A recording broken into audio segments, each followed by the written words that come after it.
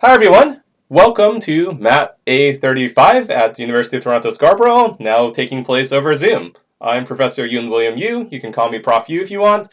I am a computational biologist by training and a math professor by profession, and I will be leading you through this journey of calculus for biologists.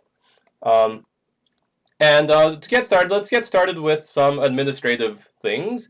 While we're doing that, I'm going to go, some of you have already done this, I'm doing a survey of backgrounds, and so what I'll ask you to do is type A, B, C, or D to state your field of interest, roughly speaking, into the chat. You can also add a question mark at any time to pump up the confusion meter. This is the mechanism through which we'll be interacting in this classroom. You can also, of course, say anything else you want in chat, but there will be particular times when I'll put a question on the board and I'll ask you to try to figure it out. And that'll give me some sense of whether or not you guys actually understand what we've been doing. Now, while you guys are doing that, so you can put that straight in the chat, I will be, I have a question here. So is it all right if your name in chat is not your real name? So what I'll be doing is I'll be asking everyone, I'll put a Quercus assignment where you can put in your Zoom names. So this way, once you put in your Zoom names, I'll know to match that to you as a person. And so you'll be getting your participation mark. Having said that, we have a lot of chat responses. Well, looks like most people are biologists, a lot of biologists. A few environmental scientists, a few chemists. I think that's one mathematics, maybe two, I can't quite tell. And one other. I wonder what that other is. Was that in chat? I can't quite see. The chat just went crazy. But yeah, I'll look back through that later. Okay, so having lowercase and uppercase letters both work. Yes. In fact, the way I've written it, the Python module I wrote, it just looks at your entire text and then looks to see how many letters it has. If the only letters it has are A, or if the only letters it has are B, or if the only letters it has are C, D, or E, or whatever, then it'll count that as a score towards that. So if you type in A, it will still count as an A. But if you type AB, then it will count it as a regular chat and it won't go towards the vote. Okay, so you guys have figured out how to reply in chat. Great. You can also ask me other questions in chat, obviously. And like I said, the confusion meter will automatically update at all times based on whether or not you guys put question marks in the chat. It's actually logarithmic, so if you put in 1,000 question marks, it'll only count as a 10 into the confusion meter. But please don't do that. It'll make the chat impossible to read. Okay, so let's go on to the syllabus and try to finish up with all the administrative stuff quickly so that we can actually get to the fun stuff, which is the math and biology. Okay, so the most important thing is there is a class website. The class website is linked to on the Quercus, so you can go there. It will include all the information, such as the tentative schedule of classes. So I have everything here for all the weeks, as well as the dates of the, let me hide the lectures and the tutorials and holidays. So I have all the dates of the 5 quizzes. There is no midterm. There will be quizzes that happen during tutorial. So the way this will work is these will be proctored over Zoom by your TA, or the final exam will be proctored over Zoom by all of us.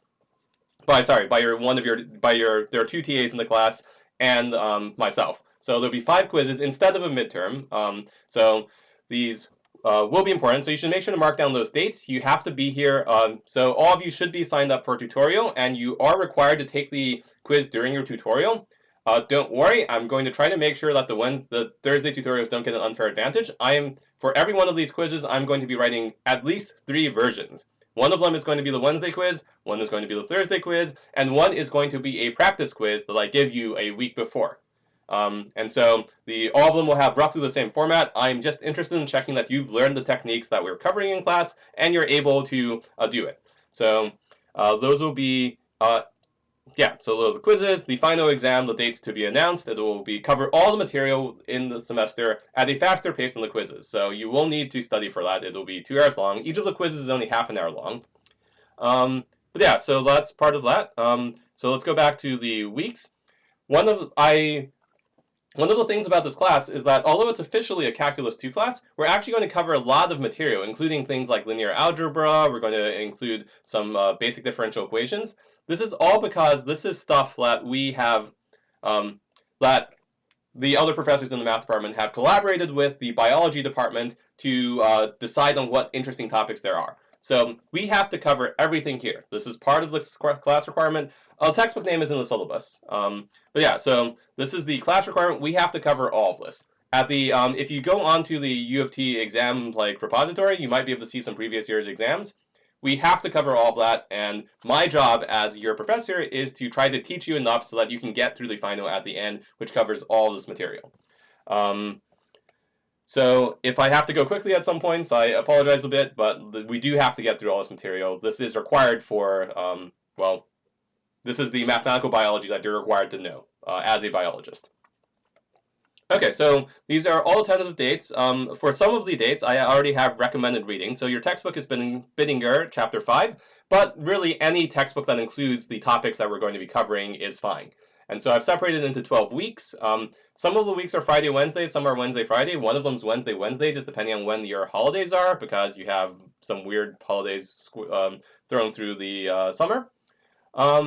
And I also have listed your tutorials. So the tutorials will just be reviews. On the weeks when you don't have quizzes, the tutorials will be reviews of the material. You are not generally allowed to use a calculator during the quizzes. We'll announce specifically for each quiz whether or not you... So you should assume that you're not allowed to use anything except for paper and pencil. Or if you're writing on a tablet, you're allowed to do that. I'll get into that in a bit. I will announce separately if you're allowed to use any other materials during your quizzes. And on some quizzes you might be, depending on the topic. Okay, so there's that. So that's the schedule. What else? The course calendar was there. And we also have the syllabus. So let's go to the syllabus. Will you add the recommended readings for the rest of the topics? Yes, I will. Though I might be only adding those on the week of or the week before, because it'll depend on exactly what subtopics I'm covering. And I don't know, I may also add recommended readings that are from other web resources on some of these. But yeah, I will add recommended readings for other topics as well. Let's see, where was I? Syllabus, yes. So the syllabus is super important because this is the contract between you and me. I am actually not, now that I have shown you the syllabus, I am not allowed to unilaterally change major things on the syllabus without putting it to a class vote. Calculators will probably not be allowed for the final, though if they are, I will give a explicit separate announcement if they are. You should assume that nothing else is allowed on the quizzes or final. Okay, so in general, you can email me. If you email me, please put MATA35 in the subject line, because otherwise it might get buried in other emails. I tried to respond, but I might not see your email if you don't put that in there. I have a filter set up for MATA35. There's a home page that you already saw. There's the Quercus page here, which you will be able, which is where your marks will eventually go up if you go into the gradebook module. But I'm not going to be using this for a primary communication, other than the announcements and stuff like that. And there's a Piazza. This is super important. For those of you who are new to Piazza, this is basically an online discussion board that any of you guys can sign up for. You ask questions on there, and I or one of your TAs will try to reply in a timely manner, or your fellow students can reply as well, and an instructor can endorse the answer. So this is basically, instead of sending me email questions for things related to the course material, if you have a question, chances are that your fellow classmates also have a question. In which case, if you put it up here, it'll be helpful to everyone. So I strongly recommend that if you have questions about material, you put it on the Piazza. Okay, the lectures are Wednesdays and Fridays. This is the very first Friday lecture. They're taking place on Zoom. You guys all managed to make it here, so I see that that worked out. The tutorials will also be at the same Zoom link. So we're keeping the same Zoom link for all the tutorials, quizzes, final, and the lectures to make things easier for you. Yeah, so there are two TAs who I don't think are here right now, but there's Bo and there's Ali, and they will be respectively the Thursday and the Wednesday tutorials. The tutorials are not strictly required except on the weeks when there are quizzes in tutorial, but I do recommend that you go to them because they'll go through the material again. And one of the things that is true about a lot of this material is you have to see it multiple times. So I'm going to show it to you once, and then hopefully you see it again in tutorial, and then you see it again on the quiz, and then again on the final, and then by the end of it, hopefully you have some vague memory of what integration by parts is. Okay, let's see. I mentioned about the quizzes. I'll always write at least 3 distinct quizzes, sometimes more if I'm feeling up to it. And they'll all be the same format, and I will publish the practice quiz at least a week in advance so that the tutorial, you can go through it in the tutorial beforehand. There are also office hours, so my office hours are directly after this class in the Zoom link. Bo's office hours are 4 to 5 p.m. right after his tutorial. Ali has volunteered to, instead of having weekly office hours, to have instead review sessions before the assessments. So before the quizzes and the exam, he's going to have his office hours. So those will be to be announced later. Let's see. So this is a lower level course. This is an A-level course, but it'll be covering mathematical techniques that will be useful to people who are studying biology and allied disciplines, and how to apply those to biological problems. If you haven't had A29, that is the prereq. So hopefully, if you haven't had that, you already know basic calculus, calculus 1, differential calculus. So you're expected to know algebra, transcendental functions, limits, and differential calculus, as well as hopefully you've seen antiderivatives and integral calculus, but we're going to be going through that today. So we're going to be covering a lot of material. Unlike other classes that do that material, we'll be focusing on applying the techniques and not on understanding the rigorous theory. If you want to understand the rigorous theory, there are these other classes you could take. Okay, we have our learning outcomes. You'll learn math, and you'll learn how to apply math to biology. There is a required textbook. It is Calculus for Life Sciences. Having said that, it is required in the sense that I will be basically following the textbook for most of the things, and so if you have trouble understanding my lectures, the textbook is a good place to look. The textbook also has a ton of good practice problems. So I'll be giving you some practice problems. There will be more practice problems in the textbook if that's something you're looking for, and there's a student solutions manual that's also available for it as well.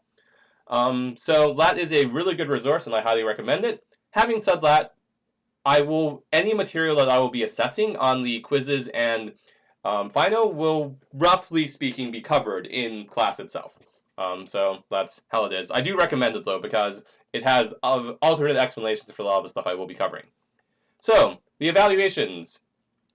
There will be a 2-hour final exam during the final exam period. It will be worth 40% of your final mark. It will be cumulative. Oh, sorry, there is no midterm anymore, so that is actually wrong. So I apologize for that. It will just, I originally meant to have a midterm, and I decided to replace it with quizzes, and I must not have removed that bit. So it will be cumulative, and it will cover all the material. It will be live and invigilated via webcam on Zoom, so you do need a webcam or a phone or something that can use Zoom, since that's how we're going to be invigilating the quizzes and the final. And that will be basically pointed at you while you're taking the exam. If you took A29, or like they might have done the same thing, I know a number of the other classes are doing, math classes in CMS are doing it this sort of way. We had really bad luck using some of the various other... oh, is A29 just a take-home exam? I didn't realize that. Well, in any case, it will be live and invigilated via Zoom. We're not, by invigilated via Zoom, I mean I'm going to be sitting there staring at you guys' lovely faces, probably for the first time in the semester, as you guys work on the exam. Yeah, the quizzes will also be the same. They'll take place during tutorial in specified weeks. They are all already on the dates are already on the calendar. So, missing quizzes. So, if you do better on the final exam than you do on your worst quiz mark, I will automatically replace your worst quiz mark with the mark you received on the final. So this means that you can, in theory, skip one quiz and get a 0 on it, and then replace it with the final if you trust yourself on the final. So there are 5 quizzes. You're allowed to miss one of them, so to speak. If there are really good documented reasons, so if you have like a documented medical reason or something like that, that you're unable to attend one of the quizzes, please email me and we'll try to work something out. Hopefully what we will be able to do is just move you to the other tutorial for that quiz, but in general, you need a documented reason for it, and we'll work with you if that's the case.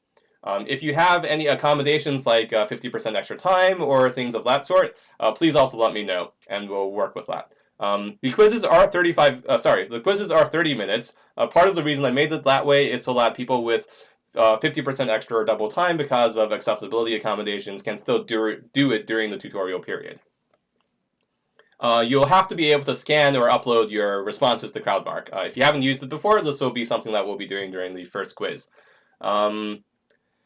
And I also expect you to pay attention during the live streamed lectures, and participation in the chat/responses forms part of your mark. There will regularly be polls, and you have to reply to at least half of the polls in order to get any credit.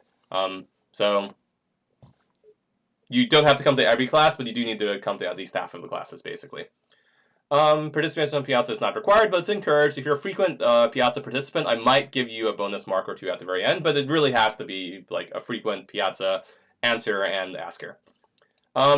I will occasionally be giving suggested problems and practice quizzes. This is not marked. So this is unmarked, it's 0%. I do suggest you do it because practice makes perfect, but that's how it is. There's no late assignments because it's all quizzes and exams. If you have technical problems with uploading the exams to CrowdMark, please let your TA or me know immediately, and we will work with you to troubleshoot. But it has to be before the quiz, like during the time of the quiz. So if you email me a day later, sorry, that's too late. So tell me immediately if something goes wrong. So Piazza, Quercus, I have all the standard accessibility statements, medical circumstances, religious accommodations. Oh, yeah, please don't cheat. It makes life hard for me and hard for you because there's a lot of paperwork when you cheat. So just please don't do it.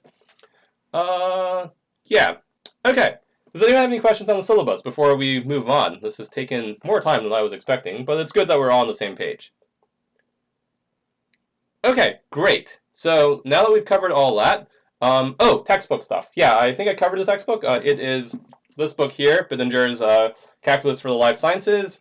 How does the turn on webcam thing work?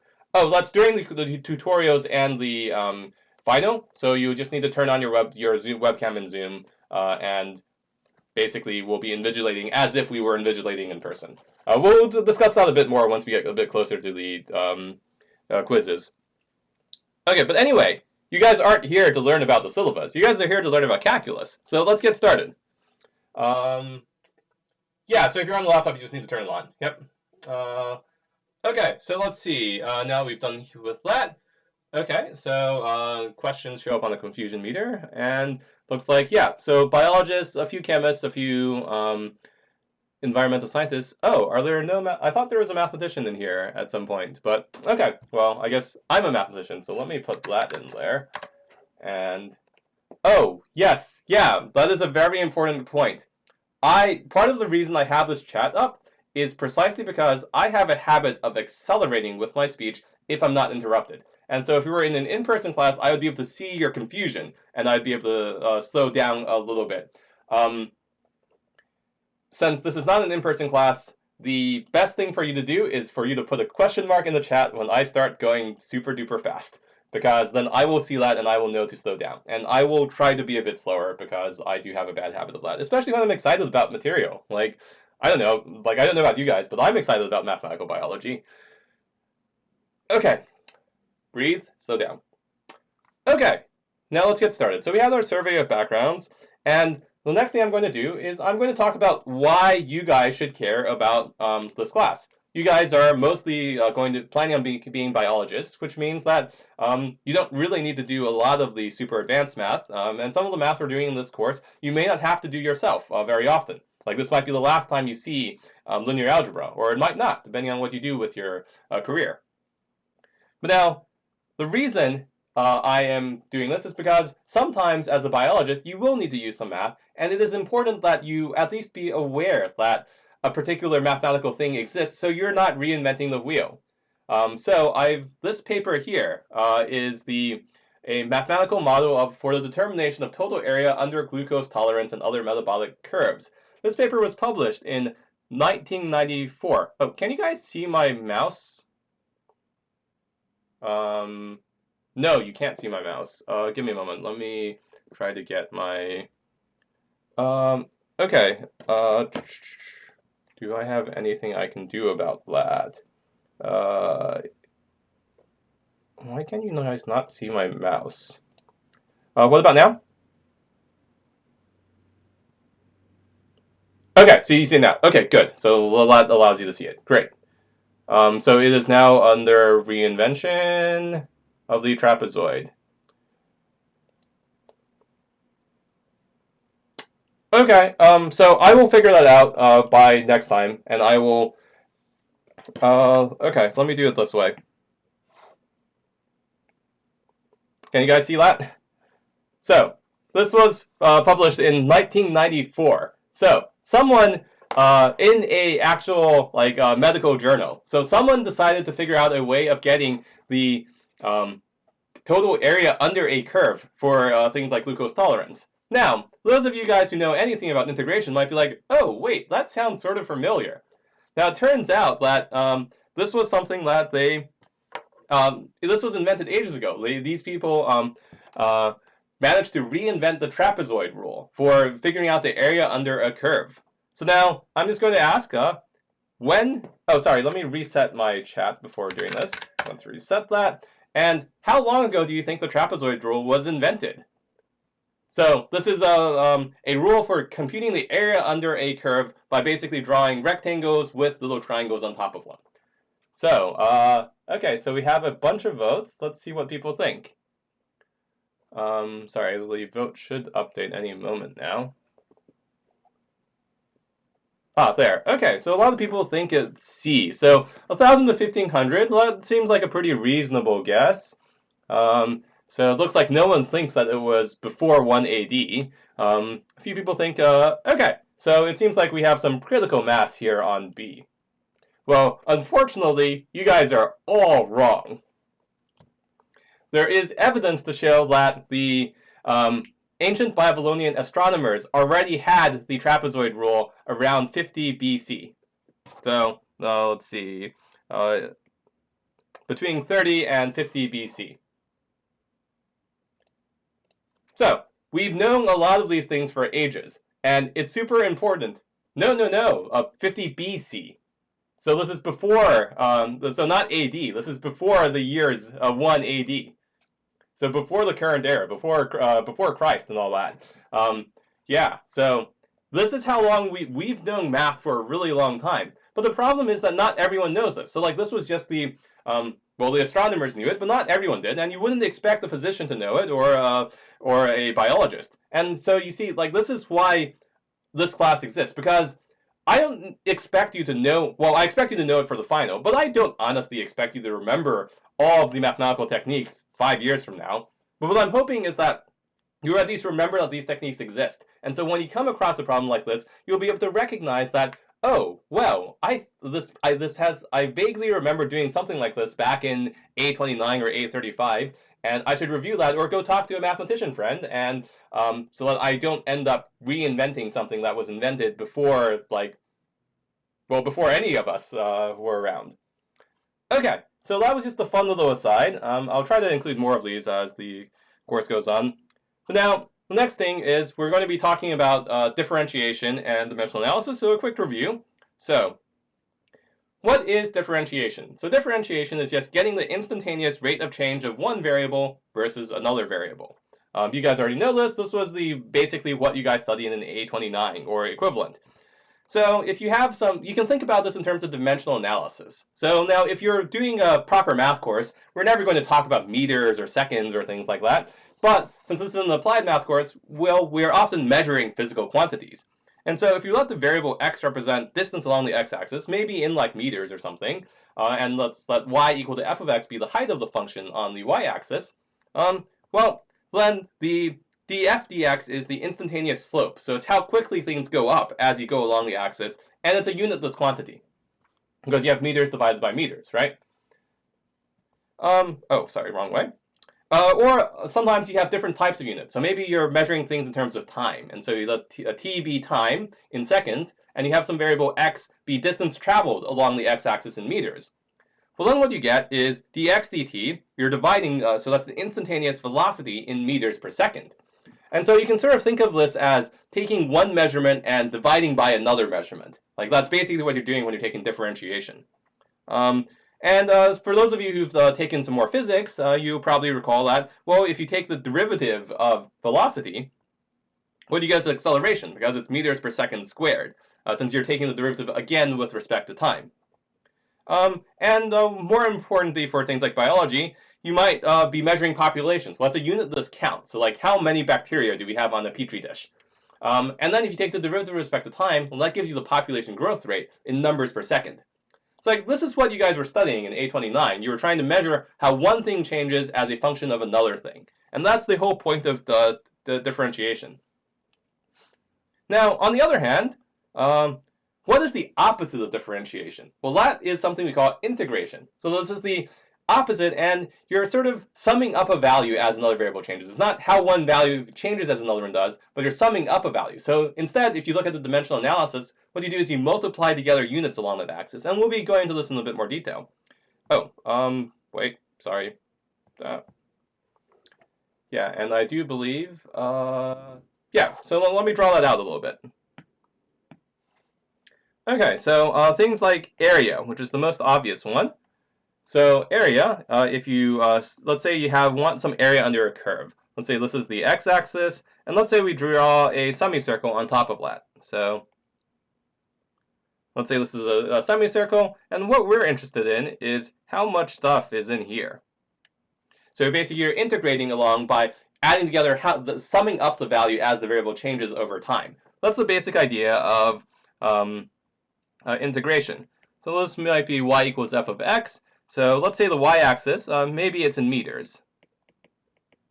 And let's say we have an x-axis, which is also in meters. So we're going to use the same units for both of them. Well, then, in this case, for the area, what we're going to have is meters squared, right? And this makes sense, right? Because what you're doing is measuring an area, you're multiplying together the two different dimensions, the unit types that you're using.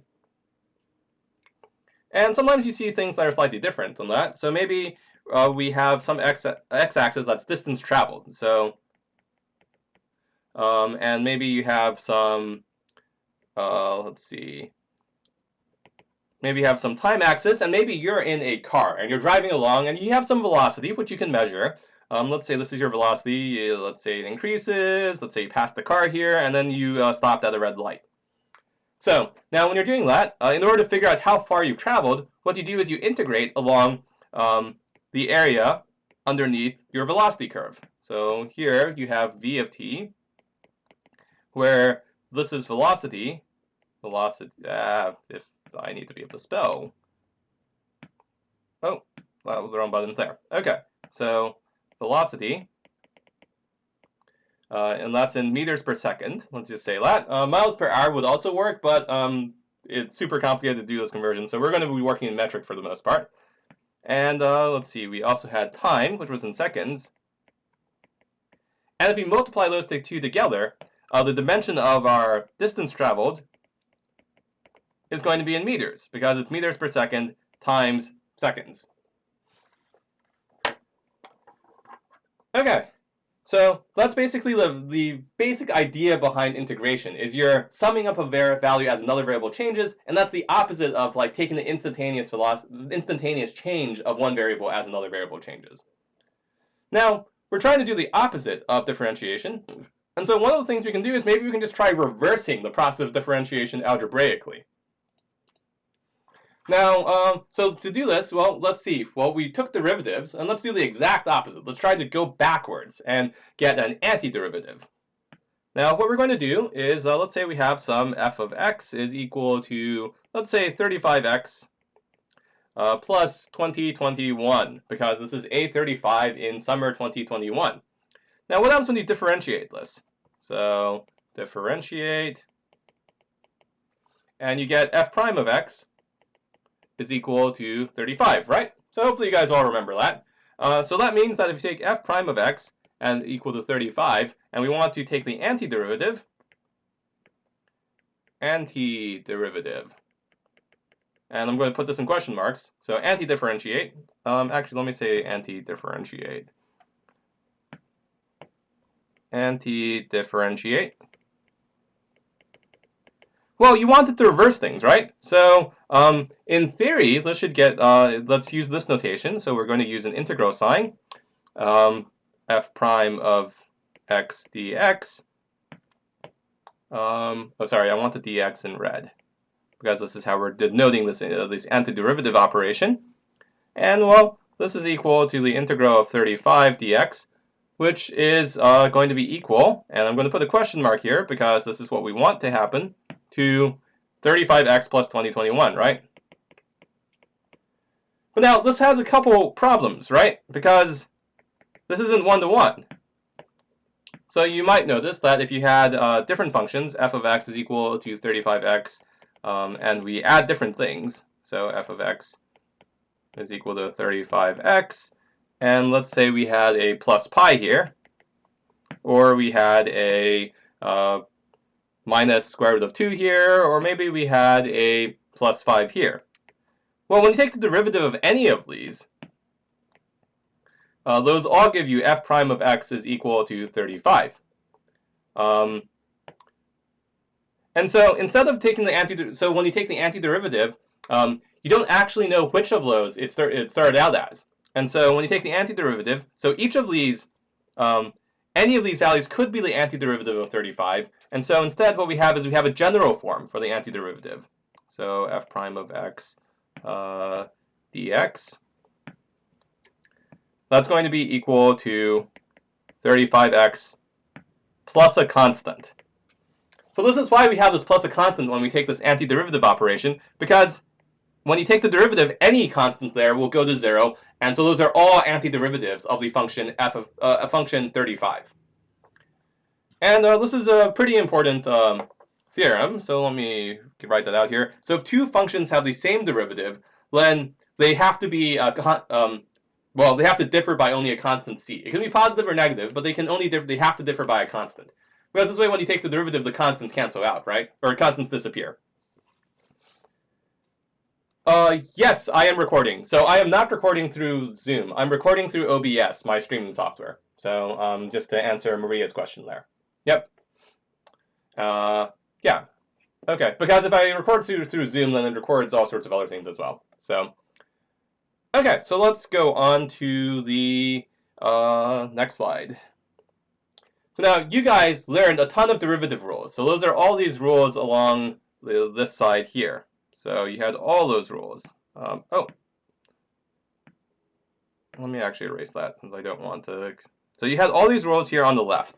And I've written these rules in a sort of weird way. Yeah, so some people have mentioned that they've forgotten a lot of these. You need to know all these, unfortunately, because these are super important. Because what you're going to be doing is you're going to be reversing these.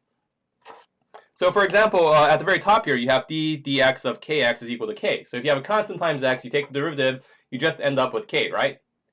And so now if you reverse that rule, so the integral of k dx is going to be equal to kx plus a constant. Or if we take another rule, let's say, which one should I do? Let's say we have this sine, let's do cosine. Sorry, it's sine. So if you look at this one here, the derivative of sine ax is equal to, well, cosine ax times a, right? So the derivative of 1 over a times sine ax is equal to cosine ax. What this means is that if you take the integral of cosine ax dx, then you get 1 over a times sine ax plus c. Basically, anytime you can take a derivative, you can get an integration rule that corresponds to it by reversing it and then adding c. And this is super important, and you do need to practice all these, because if you don't know the derivative rules, you really can't know the integration rules. Let's see, any questions about that? Yeah, so make sure to brush up on those. There are many of them, and oh, no log. Sorry, I have used the natural log notation here. Yes, so there is also log rules. So this is not necessarily a comprehensive list of rules. So anytime you can take a derivative, you can take you could in theory take an integral to get back to that. Can you give us some practice on derivative rules? Yeah, sure. I will find some. I'll find some practice problems in the textbook, and I'll point you at them. So, but basically, you will need to know all these derivative rules, and that's also another nice thing that you can do. So if I give you an integration problem, one of the ways that you can check your answer after you take the integral is you take the derivative. And you should be able to go back and forth, with the only exception being whether or not you have this constant. Yep, so you should brush up on your 829, because this is basically the starting point of this course, is knowing all these derivative rules. Okay, and of course there are the basic rules, but there are also the more... why is it not moving? Oh, there. So you also have some more advanced rules, which include the constant multiplication rule. So if you... I'm just going to write this out in the integral form, just because you can also... These are all derived from some... they're all related to some differentiation rule, but I'm just going to write it out this way. So if you have some constant times f of x, and you take the integral of that, and that's the constant times the integral. So you can move the constant in and out because it's just a constant multiple. We also have an addition to subtraction rule. So if you have an integral that's of two functions added together, and they're both integrals that you can take. So you have to be a little bit careful about that. But then that's just equal to the integral of the two functions separately. And the same for subtraction between those two functions. Note, however, that there isn't an easy product or quotient rule. So later on, we're going to learn something called integration by parts, which is the analog of the product rule for integrals. But it's a lot more complicated to use, unfortunately. So that will be something we'll cover on Tuesday. And let's go ahead and give a couple examples of all this. And I'm running a bit behind time, but hopefully that's all right. So let's start by writing in black. So suppose we have the integral of x squared dx. Well, that's equal to, by the integration rules that we just covered, which are on the previous slide, and which are also in your textbook, this is going to be 1/3 x cubed plus some constant. And you can reverse this, right? Because if you take the derivative of 1/3 x cubed plus c, so the ddx of this, that's equal to, well, 1/3 x cubed, at the derivative of x cubed is 3x squared, so, but the 3 cancels out with the 1/3, so that's equal to x squared, but then the c also just disappears, because when you take the derivative of a constant function, it's just 0. So that's one way of checking that, or maybe we have the integral of 4 sine x dx. Well, that's equal to, by one of our rules, you can take the 4 out in front, 4 times the integral of sine x dx, which is equal to minus 4 cosine x plus c. And you can do the same thing with other functions. So if you have 2 over a dA, note that the dx is used to represent what the variable of integration is. And so here I'm going to use a instead for that same variable. You can do a change of variables to change your a's to x's, but it's important that you recognize that it doesn't have to be an x or a y there. So this will be equal to 2 times log of the absolute value of a plus c. And let's give one last one. So if you have 5 dy, well, 5 is pretty easy. Let's 5y plus c. Okay. Let me write that somewhere else so it doesn't not covering it up. Or things like integral of 5y is equal to 5y plus c. Okay.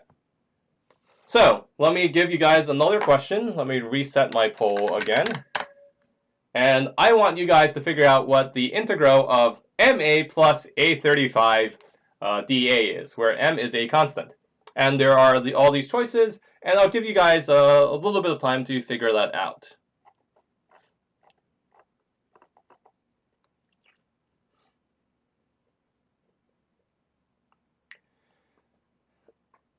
So you might recognize that if you read the plus sign as a t, this is the integral of MATA35. Okay, so we have a couple responses. So one is we have a couple D's. Let's see what people are voting. Okay, so we have a lot of D's in chat.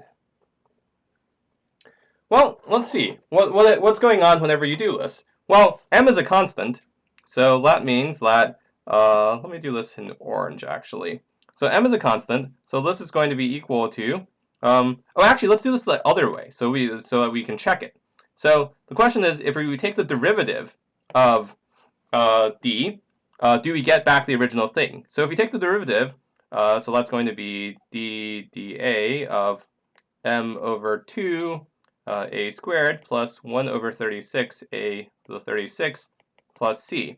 Well, the c cancels out, and so this is going to be the a squared, that derivative is 2a, cancels out with the 1/2, so that means you have ma plus, well, a to the 36, well, the 36 cancels out with the 36, and so you get a to the 35, and the c cancels out, so yes, that is correct. So you guys did really, really well on this one, so nice job.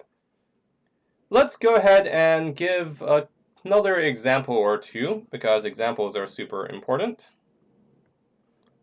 And let's see, what example should I give for this one? Wait, sorry, where was I? Okay, so let me just go and walk through an entire other example. Oh, can I slow down a bit? Yes, thank you for reminding me. I'm just going to walk through another example of an integration. in detail. So one similar to the one we just did. Let's see, let's make sure I'm in black. So let's say we had the integral of something a little bit complicated. So cosine 2x plus 5e to the pi x dx. So this might look super complicated, but all you have to do is apply the same rules. So the first rule is you might split this into two pieces. So cosine 2x dx plus the integral from 5e to the pi x dx. So this is the addition rule.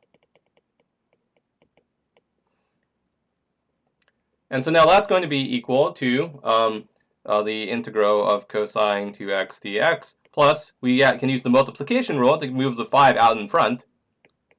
Oh, sorry, I need to erase that since I moved it out in front already. So that's e to the pi x dx. So this is the multiplication by constant.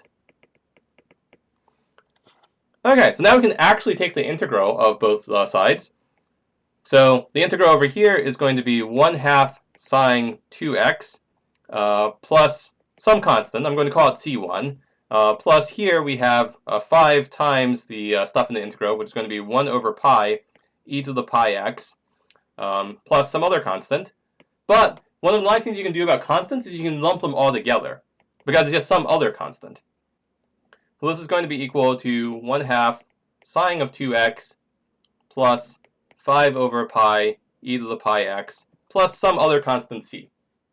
Okay? So hopefully that all makes sense, and you guys should practice these. There are a ton of practice problems in the book. I will point you at which sections those practice problems are in, so this is something you guys should practice.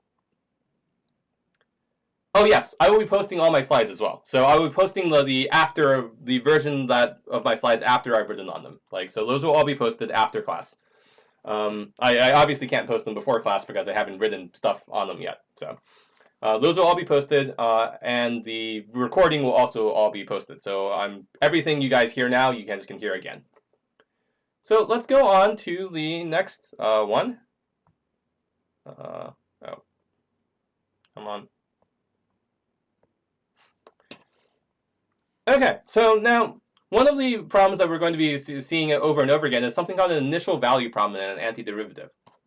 So remember that there are many different antiderivatives for each function. There are infinitely many, in fact. And we can choose a specific function by giving an initial value or initial or boundary value. And this will show up again and again. And so what I'm going to ask you to do, by you, I mean me, is find the function f such that, I'll often be using st to mean such that since we use that so often, such that the derivative f prime of x is equal to 1/2, and let's say f of 0 is equal to 1. So now one thing you can do is you can take the antiderivative. So the integral of f prime of x dx is equal to the integral of 1/2 of dx, which is going to be equal to x over 2 plus c. So now we don't actually know what c is yet. So in fact, we can draw this out. So it could be a number of different things. So for example, it could be, let's see, what colors did I use here? So maybe this is c is equal to 0, or maybe you have c is equal to -1. So let's see, this one here, c is equal to -1, or maybe you have c is equal to 1. So you have a bunch of different functions that are all antiderivatives, and you'll note that they all just are translations along the y-axis. Or you have here, this is c is equal to 2. How do we know which one it is? Well, all we have to do is we know that f of 0 is equal to 1. So that's this point here, and so we know that c equal to 1 is the correct one. And you can solve this algebraically as well. So you know that f of x is equal to x over 2 plus c, and we know that f of 0, where you plug in 0 for x, is equal to 0 over 2 plus c, and that's equal to 1 from this up here. And so that implies that c is equal to 1, and therefore f of x is equal to x over 2 plus 1. Yeah, so I'm asked to repeat this a bit. So the basic idea here is that we have all these different infinite antiderivatives, right? Which all vary by whatever the constant c is. And so all these things vary by what the constant c is, and we want to find the one that happens to match f of 0 is equal to 1. Okay? So the first thing we did was we took the antiderivative and we had some constant. But now we can use the second bit of information and plug that in. So here we have the f of 0, right? So we plug that in. Well, what does that mean? That means we plug in x is equal to 0. So x is equal to 0. So we plug in 0 for x. We get 0 over 2 plus c is equal to, well, we also have this 1 here. So that's equal to 1. Well, 0 over 2 is just equal to 0. And so that implies that c is equal to 1. And therefore, we end up with the solution of x over 2 plus 1 is the antiderivative of 1/2 that satisfies the condition f of 0 is equal to 1. Okay, now let's test you guys on that and see, hopefully you guys can deal with that. So consider the function f such that f prime of x is equal to x squared plus 2x, where f of 0 is equal to 0. What is f of 1 equal to? So in order to solve this problem, before you guys respond, let me reset okay. So now, what is this equal to? So you're going to have to take an antiderivative. So you need to take the antiderivative of x squared plus 2x. You get some value of c. You then solve it for c is equal to 0. Or sorry, not c is equal. Ignore what I said about c being equal to 0, and you need to solve for c and see what it's equal to. And then you plug in 1 in for x and see what answer you get. So I'll give you guys a little bit of time to work on that before we'll work through it together again in a moment. And, oh wow, I am not going to get through near as much material as I was expecting to. That is fine. We have a little bit of time the first couple weeks because there is some amount of review that we're going to need. So we have none of the above. Let's see, we have A, we have E. Okay, so we're starting to get a couple replies. I'll give you guys a little bit more time to figure out what the answer is. So a bunch of E's and several A's.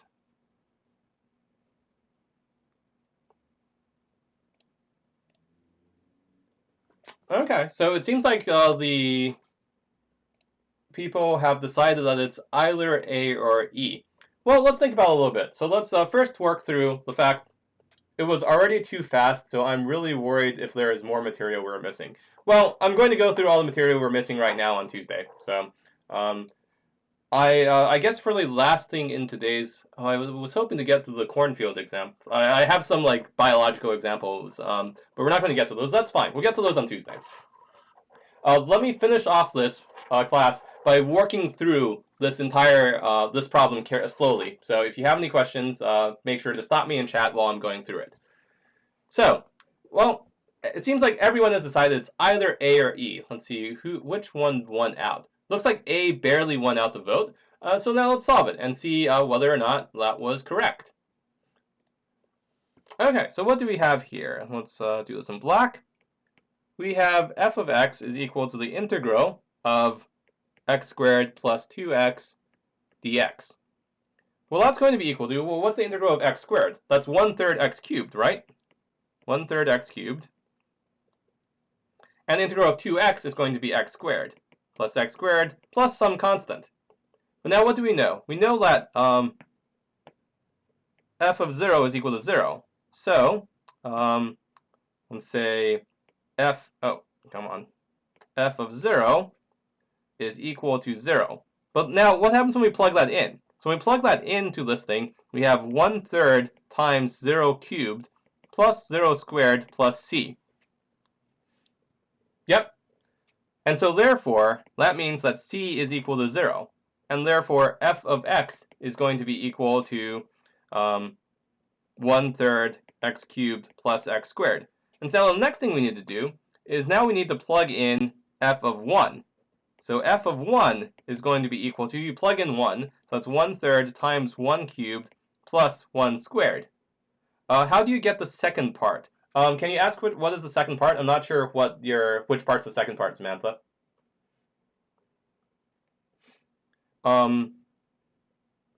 I guess it might be, let me just go back through all the different steps. So this equal sign here, this is by using the integration rules. So there's that big table of integration rules which you guys need to learn. This part here, in red, well, we know our initial condition is f of 0 is equal to 0. So now we need to plug in f of 0 is equal to 0. And what that gives you is, well, you know, this here is what x value it is. And so you plug in 0 for everywhere you have cx. And so therefore, this x goes to 0. This x also goes to 0 plus c. And then when you solve this, you find that c is equal to 0. And therefore, f of x is just equal to this plus c equal to 0. So you don't need to worry about that. And then in the second half, we want to solve for f of 1. So that means we need to plug in x equal to 1 there. So everywhere you see an x, you plug in a 1.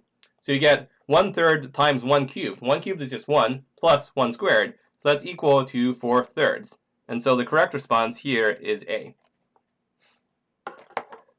But yeah, so you will need to memorize the table.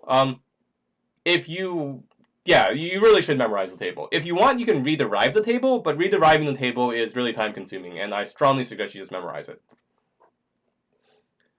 If you already know your differentiation rules, you can rederive the table just by taking derivatives of everything, and that gives you, and just reverse that operation like we did with the antiderivatives. Okay, so this is, I think that actually gets us to the end of this class. So let me just say that in the next class, we'll be talking about areas under the curve, and that's one of the primary uses of integration. And then we'll also be talking about some integration techniques like integration by parts, partial fractions, and integration by substitution. So that'll all be next Tuesday. We won't be spending that much time on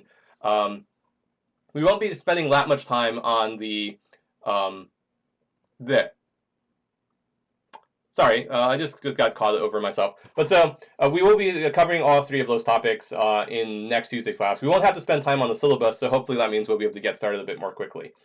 So in emails, you can call me Prof U, Doc U, whatever. I will respond to all of them. So I think Prof U is what most of my students in previous classes have called me, so I'm happy with that. Okay, I am stopping my recording now.